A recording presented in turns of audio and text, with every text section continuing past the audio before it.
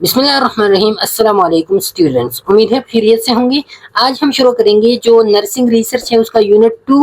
और यूनिट 2 जो हमने शुरू किया था एथिक्स इन नर्सिंग रिसर्च, उसका पार्ट 3 में जो है ना हम बेसिकली डिस्कस करेंगे द 3 बेसिक एथिकल प्रिंसिपल्स जो प्रोटेक्शन फॉर पर्सन है, बेनिफिशियंस है और जस्टिस है, और साथ में जो है ना ह्यूमन राइट्स, कॉन्फिडेंशियलिटी, ये हम इन डिटेल इसी लेक्चर में डिस्कस करेंगे। सबसे पहले एथिकल प्रिंसिपल या बेसिक एथिकल प्रिंसिपल्स है क्या?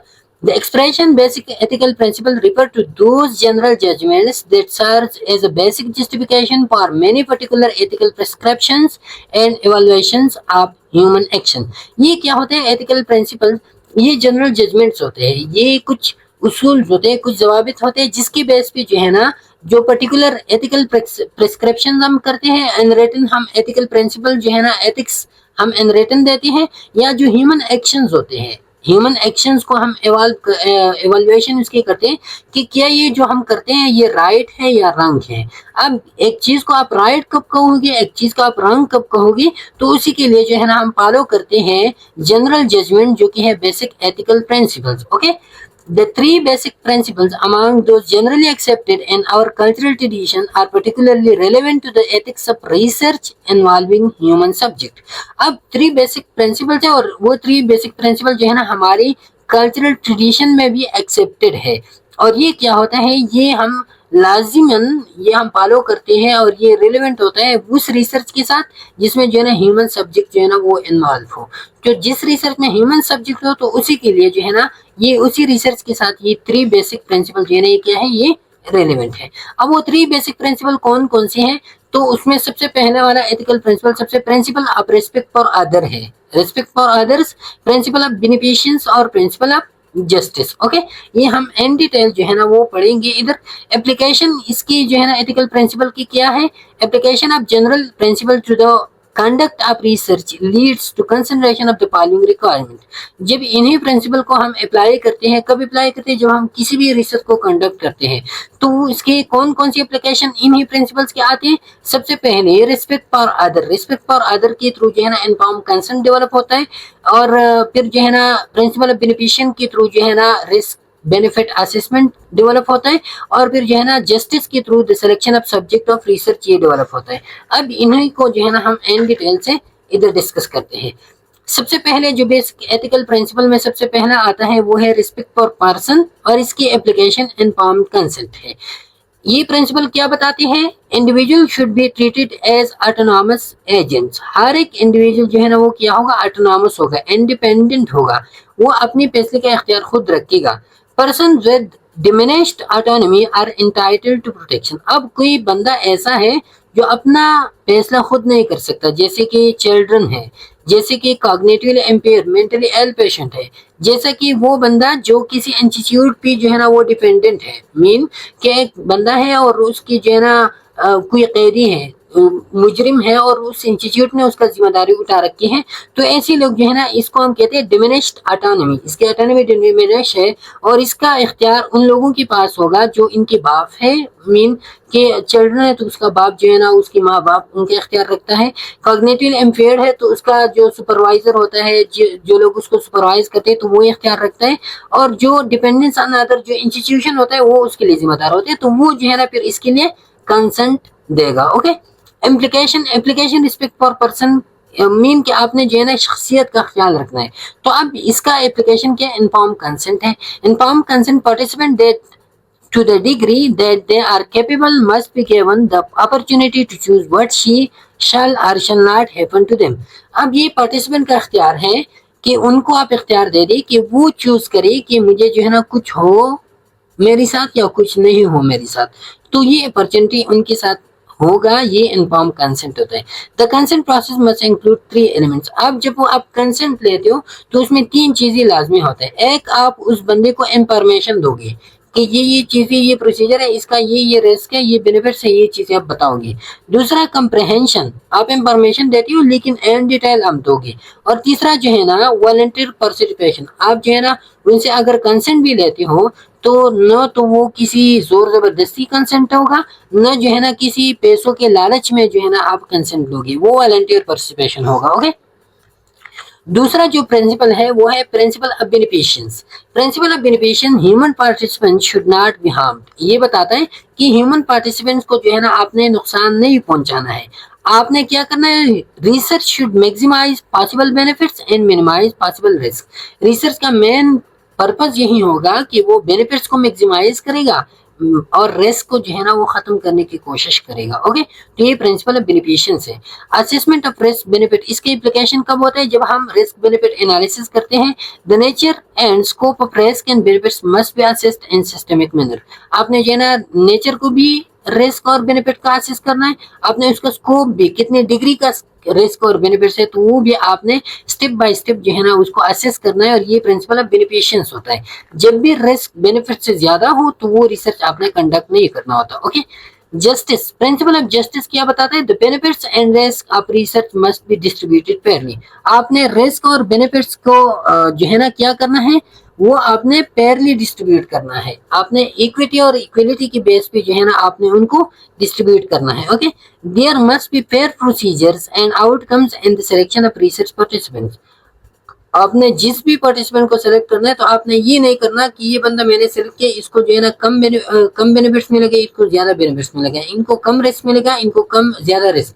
जो भी पार्टिसिपेंट आप सेलेक्ट करते हो तो उसके लिए रिस्क बेनिफिट्स का ये जो रेशो है वो आप फेयरली इक्वली इक्विटेबली जो है ना आप डिस्ट्रीब्यूट करोगे। ओके, अच्छा इसके बाद जो है ना प्रिंसिपल ऑफ रेस्पेक्ट पर पर्सन। अब एक एक को जो है ना इन डिटेल डिस्कस करते हैं। प्रिंसिपल ऑफ रेस्पेक्ट पर पर्सन, ये पहला प्रिंसिपल है। इसमें जो है ना क्या होगा, इसमें सेल्फ डिटर्मिनेशन होगा, मीन की इंडिपेंडेंसी होगी, पार्टिसिपेशन एंड विदड्रॉइंग पर बंदे का अपना खुशी है कि वो जो है ना पार्टिसिपेट करे, वो विदड्रॉ करे, जब भी चाहे वो विदड्रॉ कर सकता है। ओके, नो कोएर्जन, कोई भी जबरदस्ती उस पर नहीं होगा। फुल डिस्क्लोजर, नो डिसेप्शन, आप जो है ना सारे इंफॉर्मेशन के बारे में उनको बताओगे कि किसी भी बंदे को जो पार्टिसिपेंट होता है आपने उनको धोखे में नहीं रखना होता है, फॉल्स इन्फॉर्मेशन आप नहीं दोगे। वॉलंटियर कंसेंट होगा, कोई जबरदस्ती भी आप नहीं करोगे, कोई पैसे का लालच भी इसमें नहीं होगा। Person with diminish autonomy have special protection. अब जिस बंदे का डिमिनिश ऑटोनॉमी होता है, जैसे कि मैंने पहले ही डिस्कस किया, तो उसके लिए स्पेशल प्रोटेक्शन होगा, उसके लिए कोई और जो है ना उसकी जगह पे होगा। ओके, प्रिंसिपल ऑफ बेनिफिशियंस क्या होगा, फ्रीडम फ्रॉम हार्म। बेनिफिशियंस ये होता है कि आप ज्यादा से ज्यादा बेनिफिट्स पहुंचा दो, तो हार्म जो है ना हार्म से आजादी होगा, किसी को आप नुकसान नहीं पहुंचाओगे। फ्रीडम फ्रॉम एक्सप्लॉइटेशन, किसी को आप एक्सप्लॉइट नहीं करोगे, किसी को आप जो है ना गैर कानूनी तौर पर यूज नहीं करोगे। Okay, and risk benefit ratio आप लोगे, हाई एंटिसिपेटेड बेनिफिट में बैलेंस हाई रिस्क। रिस्क अगर ज्यादा हो तो उसके साथ साथ जो है ना एंटिसिपेटेड बेनिफिट भी ज्यादा होना चाहिए। अगर ये बैलेंस करता है एक दूसरे को तो आपने रिसर्च कंडक्ट करना है, अगर बैलेंस नहीं करता तो आपने रिसर्च कंडक्ट नहीं करना। Okay, principal of justice, justice में क्या होता है कि आप फेयरली ट्रीट करो। अगर कोई बंदा जो है ना वो पार्टिसिपेट करना चाहे, even if choose not to participate, कोई बंदा चाहे कि मैं पार्टिसिपेट नहीं करता तो आपने जबरदस्ती उस पर नहीं करना है। अगर पार्टिसिपेट करता है तो आपने फेयरली ट्रीटमेंट करना, जिस तरह आप दूसरे लोगों के साथ सलूक करते हो, दूसरे पार्टिसिपेंट को ट्रीट करते हो, उसी तरह उसी एक्ट को भी ट्रीट करोगे। राइट टू प्राइवेसी, प्राइवेसी का आप ख्याल रखोगे। जस्टिस में प्राइवेसी का राइट भी आता है, जिसमें एनानिमिटी, एनानिमिटी का मतलब ये है कि आप पार्टिसिपेंट से अपने तो डेटा लिया, लेकिन पार्टिसिपेंट को आपने आइडेंटिफाई नहीं करना है, उसका नेम वगैरह कुछ भी नहीं होगा। ओके, हत्ता कि जो रिसर्चर होता है ना उसको भी पता नहीं होगा कि ये डेटा मैंने किससे ली है। कॉन्फिडेंशियलिटी ये होता है कि रिसर्चर को तो पता होता है कि ये डेटा मैंने किससे लिए, लेकिन स्पेसिफिक लोग जो है ना उस डेटा तक एक्सेस कर सकता है, हर कोई बंदा जो है ना उस तक एक्सेस नहीं कर सकता। तो इसको हम क्या कहते हैं, इसको हम कॉन्फिडेंशियलिटी कहते हैं, और ये हम डिटेल बाद में डिस्कस करते हैं। ओके, अच्छा अब human rights, right to self determination इसमें होगा। ह्यूमन राइट्स में जैसे कि मैंने डिस्कस किया, राइट टू प्राइवेसी हमने डिटेल से डिस्कस किया, राइट टू एनानिमिटी एंड कॉन्फिडेंशियलिटी ये भी हमने इन डिटेल डिस्कस किया, और राइट टू फेयर ट्रीटमेंट जो प्रिंसिपल ऑफ जस्टिस में आते हैं वो भी हमने डिटेल से डिस्कस किया। Right to protection from discomfort and harm ये अभी हम जो है ना डिस्कस करते हैं। ओके, अच्छा तो राइट टू सेल्फ डिटर्मिनेशन क्या होता है, ह्यूमन आर ऑटोनॉमस, इंडिपेंडेंट है, ह्यूमन इंडिपेंडेंट है, with freedom to conduct their lives as they choose। और इसको जो है ना फ्रीडम किस चीज का होगा कि वो अपनी जिंदगी को किस तरह चाहे वो कंडक्ट कर सकता है, वो रिस्क में अपने आप को डालना चाहता है डाले, न डालना चाहता है न डाले, ये जो है ना आप उनको फ्रीडम दोगे। This principle would be violated by, अब ये प्रिंसिपल कब वायलेट होगा? जब आप क्वेश्चन करोगे, आप जुल्म करोगे, आप तशद्दुद करोगे, forcing someone to be an study, आप किसी को फोर्स करोगे कि मेरे साथ आपने जरूर स्टडी में शामिल होना है। कवर्ड डेटा कलेक्शन, डेटा जो है ना आप चुपके से डेटा को कलेक्ट करते हो, आप पार्टिसिपेंट को इन्फॉर्म भी नहीं करते और उससे जो है ना आप डेटा लेते हो। Subject are unaware study is taking place, subject को पता भी नहीं और आप उस पर स्टडी कर रहे हो।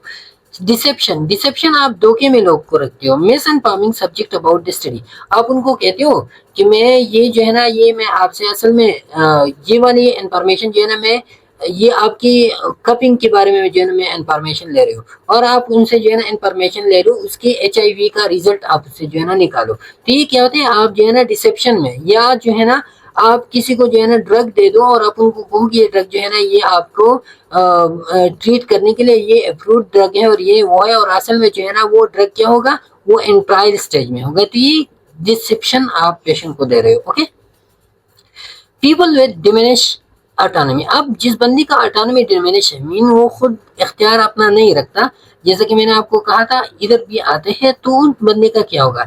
आर गिवन एक्स्ट्रा प्रोटेक्शन, अब इसको आपने एक्स्ट्रा प्रोटेक्शन, आप right to self determination, extra protection आप क्या दोगे कि आप जो है ना उसकी जो सुपरवाइजर होते हैं, उसके जो केयर गिवर्स होते हैं, उसको आपने इन्वॉल्व करना है और आपने जो है ना अगर कोई बंदा उसके लिए डिसीजन भी लेता है तो वो क्या होगा, वो within the ethical principles के अंडर होगा। Okay, because of the decrease ability और inability to give inform consent, अगर उसकी एबिलिटी डिक्रीज है या वो खुद दे नहीं सकता, बच्चा है, छोटा है, नहीं दे सकता, तो उसके लिए एक्स्ट्रा प्रोटेक्शन होगा। अब ये कौन कौन से लोग होंगे जो डिमिनिश ऑटोनॉमी के हकदार होंगे? Legally and mentally incompetent subjects, जो मेंटली इल पेशेंट्स होते हैं, neonates and children, terminally ill subject जो इन स्टेज डिजीज में जो लोग होते हैं, people confined to an institution, जो लोग जो है ना किसी इंस्टीट्यूशन के अंडर होते हैं, एंड प्रेग्नेंट वुमेन एंड फीटसेस, ये भी जो है ना ये आते हैं डिमिनिश ऑटोनॉमी में। इसके बाद जो है ना फिर आता है right to privacy.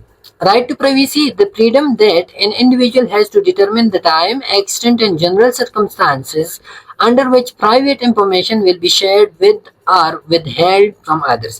Right to privacy क्या होता है कि एक इंडिविजुअल के पास ये इख्तियार होगा कि वो किस टाइम पे, किस हद तक, किस हालात में जो है ना वो अपनी इंफॉर्मेशन से शेयर करना चाहते हैं, कितने लोगों तक वो शेयर करना चाहते हैं या नहीं चाहते, तो ये राइट टू प्राइवेसी होता है। ओके, और इसी राइट टू प्राइवेसी के बारे में एक एक्ट है और वो एक्ट किसका है? वो है health insurance portability and accountability, जिसको हम हिफा एक्ट 1996 भी कहते हैं, और वो जो है ना वो राइट टू प्राइवेसी के बारे में है। हिपा प्राइवेसी रूल क्या कहते हैं? हिपा प्राइवेसी रूल ये कहते हैं कि protects individually identifiable health information, जो इंफॉर्मेशन किसी एक इंडिविजुअल को आइडेंटिफाई करता है उसको आपने प्रोटेक्ट करना है। इंडिविजुअल आइडेंटिफाइड इंफॉर्मेशन ये होता है कि आपने जो है ना एक पेशेंट से आपने रिकॉर्ड ले लिया, अब उस रिकॉर्ड में उसका जेंडर भी है, उसका सेक्स भी है, उसका एज भी है, उसका जो है ना लोकेशन भी है कि कहाँ पे रहता है, तो ये सारी इंफॉर्मेशन जो है ना उसमें है। अब जो रिकॉर्ड आपके पास है, जो रिपोर्ट्स आपके पास है, उस रिपोर्ट से जो है ना उस बंदे का, उस इंडिविजुअल का पता है, लग सकता है कि ये बंदा इस बंदे का रिपोर्ट है। तो ये क्या होता है, ये इंडिविजुअली आइडेंटिफाइबल हेल्थ इंफॉर्मेशन से, और इसी हेल्थ इंफॉर्मेशन से इंडिविजुअल को आइडेंटिफाई किया जा सकता है। तो ऐसी इंफॉर्मेशन को हीपा प्राइवेसी रूल जो है ना वो प्रोटेक्ट करते हैं। De identifying protected health information is allowed only if the following are removed. अब कौन सी इंफॉर्मेशन, अगर आपके पास आइडेंटिफाइबल हेल्थ इंफॉर्मेशन है तो वो इंफॉर्मेशन आपने किस तरह शेयर करना है? तो वो आपने कब शेयर करना है? जब आप उसको डी आइडेंटिफाई करोगे। डी आइडेंटिफाई का मतलब ये कि जो आइडेंटिफिकेशन होता है, जो पता होता है उस बंदे का, वो आप उससे रिमूव करेंगे।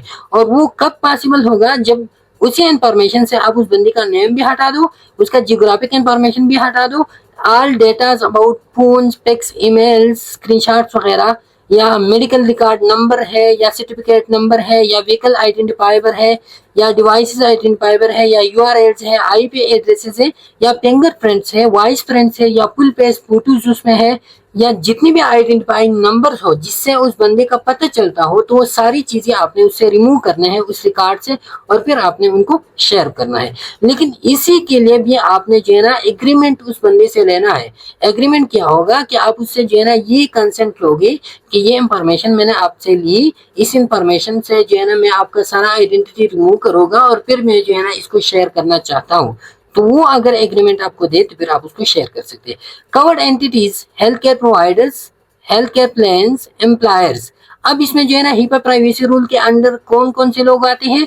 जो हेल्थ केयर प्रोवाइडर्स होते हैं, जो लोग हेल्थ केयर प्रोवाइड करते हैं, या हेल्थ केयर प्लान होते हैं, जो लोग हेल्थ केयर प्लान बनाते हैं, या एम्प्लॉयर्स, वो एम्प्लॉयर जो किसी हेल्थ केयर प्लान को मेंटेन रखते हैं, या वो हेल्थ केयर क्लियरिंग हाउसेस, वो हाउसेस जहाँ पे जो है ना हेल्थ केयर प्रोवाइड की जाती है। तो ये सारे जो है ना इस HIPAA प्राइवेसी रूल के अंडर आते हैं, और वो जो है ना इस प्राइवेसी रूल को वो ओबे करेंगे। ओके, अच्छा, right to एनानिमिटी and confidentiality.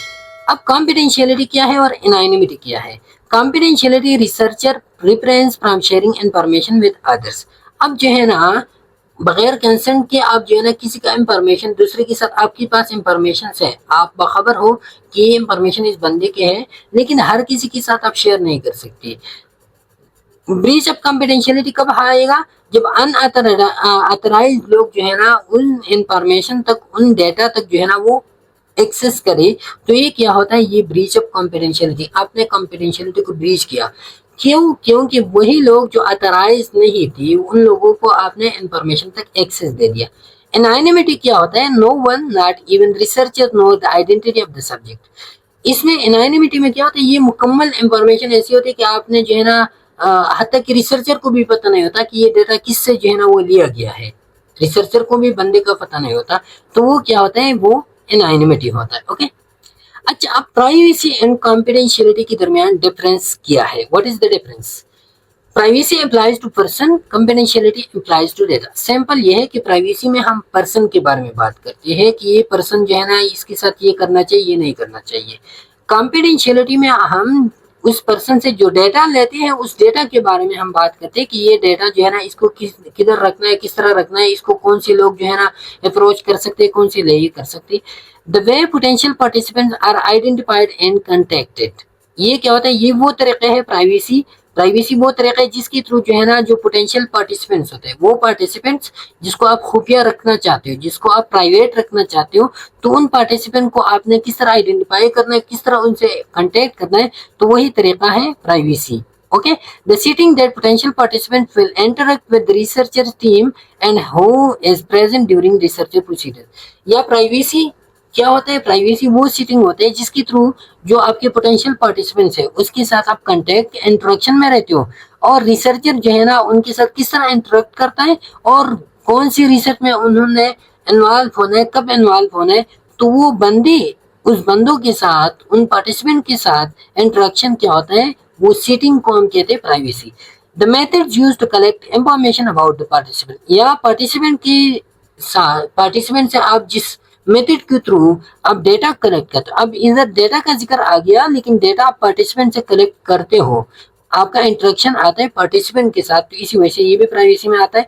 The type of information be collected, या जो इंफॉर्मेशन आप कलेक्ट करते हो वो कौन से टाइप की है, किस पार्टिसिपेंट से आपने कलेक्ट की है, तो ये भी क्या है? ये भी इसी प्राइवेसी में आता है, क्योंकि इधर भी इंफॉर्मेशन है लेकिन इंफॉर्मेशन रेफर करता है पर्सन तक या पार्टिसिपेंट तक। Okay, access to the minimum amount of information necessary to conduct the research, या मिनिमम अमाउंट ऑफ इंफॉर्मेशन तक आप एक्सेस या ना वो लेना चाहते हो, तो अबाउट द पर्सन, याद रखिए कि ये इंफॉर्मेशन अबाउट द पर्सन होगी, तो ये भी किस चीज में आता है? प्राइवेसी में। अब confidentiality and extension of the privacy, अब ये प्राइवेसी में एक्सटेंशन है, एक्सटेंशन टुवर्ड द डेटा है। क्या है?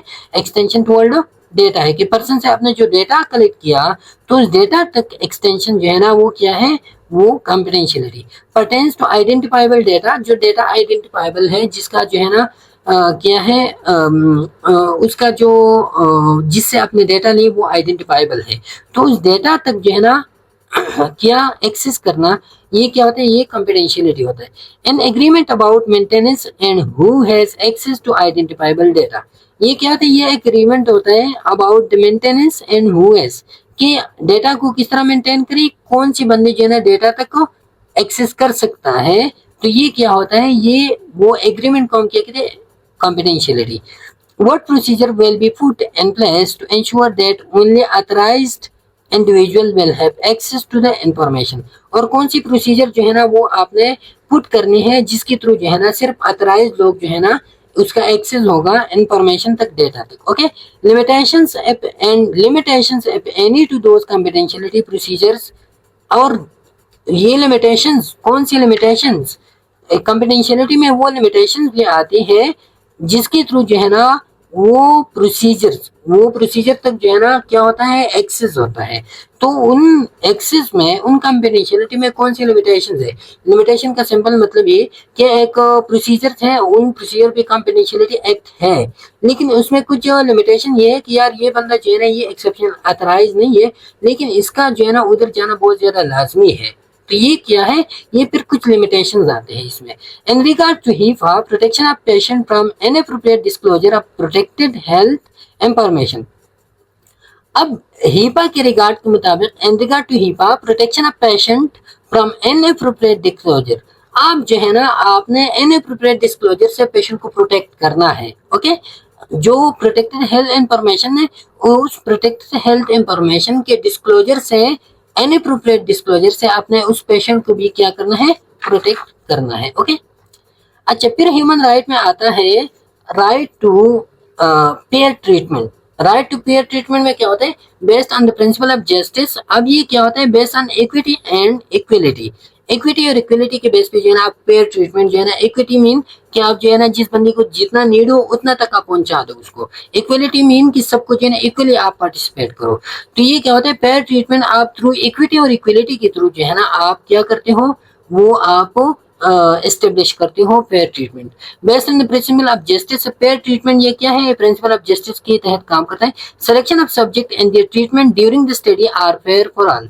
सिलेक्शन ऑफ सब्जेक्ट हो या उसके साथ जो ट्रीटमेंट होता है, जो एनवायरमेंट उसका होता है, वो क्या होगा, वो सबके साथ फेयर होगा। Okay, prevents coercion of subject. आप सब्जेक्ट को कोर्स नहीं कर सकते, सब्जेक्ट को आप मजबूर नहीं कर सकते, उस पर आप जबरदस्ती उसको इन्वॉल्व नहीं कर सकते। Paying subject large sum of money to participate, या आप उसको जो है ना ज्यादा इंसेंटिव देते हो, ज्यादा पैसे देते हो कि आप मेरे साथ पार्टिसिपेट करो, तो ये क्या है, ये फेयर ट्रीटमेंट में नहीं आता है। Okay, human rights, right to protection from discomfort and harm. अब ह्यूमन राइट में ये एक और है कि आप जो है ना जो आपकी पार्टिसिपेंट होता है उसको आप डिस्कम्फर्ट और हार्म से जो है ना प्रोटेक्ट करो। और ये क्या होगा, नो एंटिसिपेटेड, इसकी फिर डिफरेंट कैटेगरीज है।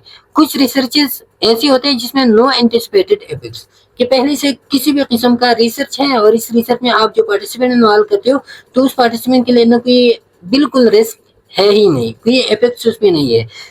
टेम्पररी डिस्कम्फर्ट, ये दूसरी टाइप, ये फर्स्ट लेवल ऑफ रिसर्च है, फर्स्ट लेवल, ये सेकंड लेवल ऑफ रिसर्च, ये दूसरा रिसर्च है जिसमें जो है ना जो पार्टिसिपेंट होता है तो उसको थोड़ा थोड़ा सा डिस्कम्फर्ट जो है ना, थोड़ा सा स्ट्रेस उन पे आ रहा होगा।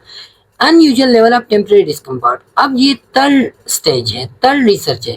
थर्ड रिसर्च में उसको जो है ना डिस्कम्फर्ट होगा, लेकिन वो डिस्कम्फर्ट जो है ना वो क्या होगा, अनयूजुअल होगा, ज्यादा लेवल पे होगा और वो टेम्परेरी होगा, मीन कि वो दोबारा खत्म होने वाला होगा। ओके, अब चौथा वाला रिसर्च कौन सा किस्म के होते हैं, चौथा जो रिसर्च होता है उसमें कुछ ऐसे होते हैं रिस्क ऑफ परमानेंट, उसमें जो है परमानेंट डैमेज के रिस्क होते हैं।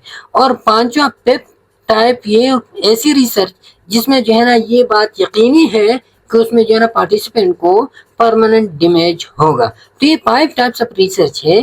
पहली रिसर्च में जो है ना किसी भी किस्म का रिसर्च नुकसान नहीं होता पार्टिसिपेंट को। तो ये हर एक रिसर्च पे जो है ना रिसर्च पे डिपेंड करता है कि कितना रिस्क उसमें जो है ना वो है अपनी उस पार्टिसिपेंट के लिए। फिर इन्फॉर्म कंसेंट क्या होता है, essential information of for consent. अब ये क्या होता है कि मर्जी, आप किसी की मर्जी जानना चाहते हो तो उसके लिए आप एसेंशियल इंफॉर्मेशन उसे लेते हो। ओके, अब एसेंशियल इंफॉर्मेशन आप उसको प्रोवाइड करते हो इन्फॉर्म कंसेंट में, और उसी की बेस पे जो है ना फिर वो डिसीजन लेते हैं। अब कंप्रहेंशन ऑफ कंसेंट इंफॉर्मेशन, जो इंफॉर्मेशन आप देते हो तो वो कंप्रहेंसिव होगा, उसके हर एक एस्पेक्ट जो है ना आपने उनको बताया होगा। कॉम्पिटेंस टू गिव कंसेंट, अब जिससे आप कंसेंट ले रहे हो तो उसमें कॉम्पिटेंसी हो कि वो जो है ना कंसेंट दे रहा हो, कोई डिमोनिस्ड ऑटोनॉमी उसका नहीं हो, मीन की कोई बच्चा नहीं हो, कोई मेंटली इल पेशेंट नहीं हो, कोई जो है ना किसी इंस्टीट्यूशन का मातहत नहीं हो, तो कॉम्पिटेंसी उनकी उनमें कॉम्पिटेंसी हो जिससे आप कंसेंट ले रहे हो। और वॉलंटियरी कंसेंट जो आप ले रहे हो तो वो वॉलंटियरी होगा, ऐसा नहीं होगा कि आप पैसे वगैरह के थ्रू आप उससे कंसेंट ले रहे हो। Essential information for consent, consent के लिए कौन सी एसेंशियल इंफॉर्मेशन है? सबसे पहले इंट्रोडक्शन आप रिसर्च एक्टिविटी आपने जो है ना जिससे कंसेंट लेना हो तो उससे ये जो एसेंशियल इंफॉर्मेशन आप प्रोवाइड कर रहे हो तो वो एसेंशियल इंफॉर्मेशन कौन कौन सी होगी। तो सबसे पहले आपने जो है ना एक्टिविटीज जो आप रिसर्च में कर रहे हो उनको आप इंट्रोड्यूस करो कि ये एक्टिविटीज होने वाली है। स्टैंडर्ड रिसर्च पर्पस क्या है हमारा, उनको भी वो भी उनको बता दो। फिर जो है ना सिलेक्शन ऑफ रिसर्च सब्जेक्ट, कौन कौन से लोग हम सेलेक्ट करते हैं, किस बेस पे करते हैं। फिर एक्सप्लेनेशन ऑफ प्रोसीजर, कौन कौन से प्रोसीजर हम इसमें यूज करते हैं। And description of risk and discomfort, कौन से रिस्क इसमें आने वाले हैं। एंड डिस्क्रिप्शन ऑफ बेनिफिट्स, कौन से बेनिफिट्स आपको इससे पहुंचेंगे। डिस्क्लोजर ऑफ अल्टरनेटिव्स, कौन कौन से अल्टरनेटिव्स हमारे पास है तो वो सारे के सारे अपन को बता दो। Assurance of anonymity and company, अब ये रिसर्च करते हैं लेकिन रिसर्च में आप उनको बता दो कि आप जो है ना इसमें एनोनिमस भी हो सकते हो, आप इसमें कॉन्फिडेंशियल भी हो सकते हो, आपके डेटा हम लीक नहीं करेंगे। Okay, up to answer question, आप जो है ना वो क्वेश्चन करेंगे और आप उनको जो है ना जवाब दे दो, आप जो है ना आंसर क्वेश्चन जरूर करो। वॉलंटियर पार्टिसिपेशन होगा। ऑप्शन टू विड्रॉ, अब उनको कहो कि जिस टाइम भी आप चाहो तो आप रिसर्च से अपने आप को अलग कर सकते हो। कंसेंट टू इनकम्प्लीट डिस्क्लोजर, साथ में जो है ना आप उनसे ये कंसेंट भी लेते हो कि अगर हमने जो है ना कोई भी पॉइंट मिस किया तो इसी के लिए जो है ना आप फिर हमें जिम्मेवार नहीं, क्योंकि अगर जब भी जो है ना आप उसको सारी इंफॉर्मेशन भी देते हो तो हो सकता है कि कोई भी पॉइंट जो है ना आपसे उनमें से जो मिस हो जाए। लेकिन ये इनकम्प्लीट डिस्क्लोजर जैसा कि स्टडी होता है ना रिसर्च स्टडी, तो रिसर्च स्टडी की हर एक पॉइंट से तो आप पार्टिसिपेंट को आगाह नहीं कर सकती कि ये मेथड है, ये यहाँ पे ये हो रहा है वो हो रहा है। लेकिन आप उनसे जो है ना ये कंसेंट जरूर लोगे कि अगर कहीं भी जो है ना कोई पॉइंट मिस हुआ तो आप जो है ना फिर बाद में ये नहीं वो करेंगे। लेकिन ये कंसेंट भी आप तब लोगे उनसे जब आपका ये जो रिसर्च है उसमें रिस्क बहुत ज़्यादा मिनिमल हो, और दूसरा ये आपने स्पेशल कमेटी से जो है ना अपना रिसर्च आपने अप्रूव की हो, तो तभी जो है ना आप पार्टिसिपेंट से फिर research to incomplete disclosure consent जो है ना इनकम्प्लीट डिस्क्लोजर का कंसेंट आप उनसे ले सकते हो। ओके, अच्छा, फिर इसके बाद आता है इंस्टीट्यूशनल रिव्यू बोर्ड। तो ये अब क्या है, इंस्टीट्यूशनल रिव्यू बोर्ड अब क्या है। ओके, इंस्टीट्यूशनल रिव्यू बोर्ड, इसी रिव्यू को, ये जो एथिकल प्रिंसिपल्स है इसको रिव्यू करने के लिए एक इदारा कायम किया गया 1974 में। National research act requires research study review who serves on the board. ये 1974 में नेशनल रिसर्च एक्ट के तहत एक इदारा, एक बोर्ड कायम किया गया, और वो बोर्ड किस चीज के लिए था कि रिसर्च स्टडी को रिव्यू करे कि वो एथिकल प्रिंसिपल को फॉलो करते हैं या नहीं करते। ओके, फंक्शन इसका क्या है, protection of rights and welfare. जब भी इससे जो है ना जब भी आप रिव्यू लेते हो तो वो आपके रिसर्च को किस चीज का रिव्यू देगा, वो जो है ना राइट्स एंड वेलफेयर, कि वो जो है ना राइट्स एंड वेलफेयर इसमें प्रोटेक्टेड है या नहीं है। वॉलंटियर इन्फॉर्म कंसेंट आपने ली है या नहीं है, और वो वॉलंटियर है या नहीं है। बेनिफिट्स एक्सीड रिस्क, और रिस्क बेनिफिट्स का जो एनालिसिस है वो एक दूसरे को बैलेंस करते हैं या नहीं। इंस्टीट्यूशनल रिव्यू ऑफ रिसर्च, अब इसमें जो है ना क्या है, इसमें स्टेजेस है, रिसर्च की डिफरेंट स्टेजेस होते हैं। कुछ रिसर्च ऐसे होते हैं एग्जेम्प्ट फ्रॉम रिव्यू प्रोसीजर्स, कुछ रिसर्च ऐसे होते हैं जिसको हम एग्जेम्प्टेड रिसर्च कहते हैं। एग्जेम्प्टेड रिसर्च वो होते हैं जिसमें किसी किस्म का कोई भी रिस्क नहीं होता। एनोनिमस सर्वे जैसे आप करते हो ना, तो वो क्या होता है, वो आते हैं या टेस्ट टेस्ट जो होता है ना, जिसमें आप टेस्ट और फूड के टेस्ट वगैरह को मालूम करते हो, तो ये भी किस चीज में आते हैं, उसमें अगर आप लोगों के टेस्ट मालूम करते हो, आप लोगों की एनोनिमस सर्वे करते हो, तो उस बंदे को किसी भी किस्म का कोई भी नुकसान नहीं होता, कोई भी रिस्क नहीं है। तो ये exempted for review research review procedure है, और इसके एग्जाम्पल बाद में इन डिटेल आते हैं। ओके, एक्सपीडिएट रिव्यू प्रोसीजर, एक्सपीडिएट रिसर्च कौन से होते हैं, जिसमें मिनिमल रिस्क इन्वॉल्व होते हैं। आप उनसे जो है ना आपके पार्टिसिपेंट जो है ना, पार्टिसिपेंट को थोड़ी सी रिस्क इसमें इन्वॉल्व होते हैं। कंप्लीट इंस्टीट्यूशनल रिव्यू प्रोसीजर, अब ये जो है ना इसमें जो है जो पार्टिसिपेंट होते हैं उसको कंप्लीट रिस्क होता है, मैक्सिमम रिस्क उनको जो है ना ग्रेटर देन मिनिमल रिस्क उनको होता है। रिव्यूइंग स्टडीज यूजिंग वल्नरेबल, अब इसमें जो है ना ऐसी रिसर्च ज्यादातर कंडक्ट होते हैं जिसमें जो है ना पॉपुलेशन वल्नरेबल पॉपुलेशन इन्वॉल्व हो, तो उसमें ऑलरेडी रिस्क ज्यादा होगी। Have greater than minimal risk, और इसमें जो है ना जो रिसर्च होता है वो ज्यादातर जब आप न्यू मेडिसिन को किसी पे अप्लाई करते हो, किसी पे रिसर्च करते हो, किसी ह्यूमन बीइंग पे, तो वो आता है कंप्लीट इंस्टीट्यूशनल रिव्यू प्रोसीजर में। तो ये 3 टाइप्स ऑफ रिव्यू प्रोसीजर होते हैं कि जब भी इंस्टीट्यूशनल रिव्यू बोर्ड वो रिव्यू देते हैं तो उसमें कुछ रिसर्चेस, कुछ आर्टिकल्स, रिसर्चेस, एक्सपेरिमेंट ऐसे आते हैं जिसमें पार्टिसिपेंट को किसी भी किस्म का नुकसान नहीं होता और वो एग्जेम्प्टेड रिसर्च होते हैं। दूसरी ऐसी रिसर्च आते हैं जिसमें पार्टिसिपेंट को मिनिमल रिस्क होते हैं और वो होते हैं एक्सपेडिट रिसर्च। और तीसरी ऐसी होती है जिसमें मिनिमल से ज्यादा रिस्क होते हैं और वो कंप्लीट इंस्टीट्यूशनल रिव्यू प्रोसीजर होते हैं। ओके, अच्छा अब इसे है कि आप एग्जांपल पढ़ते हैं कि categories and exempt research. Exempt research में कौन कौन से कैटेगरीज है? Research on regular educational strategies, regular educational strategy पे आप रिसर्चेस करते हो तो ये एग्जाम्प्ट में आते हैं, क्योंकि इसमें कोई भी रिस्क जो है ना वो पार्टिसिपेंट को नहीं होती। Data are recorded so subject can not be identified, आप किसी ऐसा डेटा को जो है ना आप रिकॉर्ड करते हो जिसमें जो है ना आप जो पार्टिसिपेंट होता है उसको आप एनोनिमस रखते हो, उसको आप आइडेंटिफाई नहीं करते, तो ऑलरेडी आपने उससे डेटा लिया, पेशेंट को या पार्टिसिपेंट को किसी भी किस्म का रिस्क नहीं होता क्योंकि आपने उसका नाम वगैरह कुछ भी नहीं लिखे उसमें। Only public official can be identified. अब इसमें ये अगर ऐसे भी होते हैं कि आप डेटा लेते हो लेकिन डेटा सिर्फ उनको एक्सेस होता है, सिर्फ पब्लिक ऑफिशियल को पता होता है जिन्होंने डेटा कलेक्ट किए। पब्लिक ऑफिशियल जो लोग होते हैं, ऑफिशियली लोगों को पता होता है, बाकी किसी को भी पता नहीं होता। तो ये भी आता है एग्जेम्प्टेड रिसर्च में, क्योंकि जो पार्टिसिपेंट होता है इसको किसी भी किस्म का रिस्क नहीं होता। Existing data can be collected if no subject identifier are present. अगर कोई सब्जेक्ट आइडेंटिफायर प्रेजेंट नहीं है और आप एग्जिस्टिंग डेटा को जो है ना आप कलेक्ट करते हो तो ये भी एग्जेम्प्टेड रिसर्च में आता है, क्योंकि इससे जो पार्टिसिपेंट होता है उनको भी नुकसान नहीं होता। Okay, studies about public benefit program, public benefit program के बारे में आप स्टडी करते हो तो इससे भी बेनिफिट सिर्फ होते हैं, रिस्क का इसमें कुछ नहीं होता, तो ये भी एग्जेम्प्टेड रिसर्च में आते हैं। Test and food quality evaluation, आप टेस्ट एंड फूड क्वालिटी का आप मालूम करते हो, आप लोगों से किसी खास फूड की टेस्ट मालूम करते हो, किसी फूड की क्वालिटी आप मालूम करते हो, तो ये भी एग्जेम्प्टेड रिसर्च में आता है। अब एक्सपेडिटेड रिसर्च में कौन कौन से होते हैं?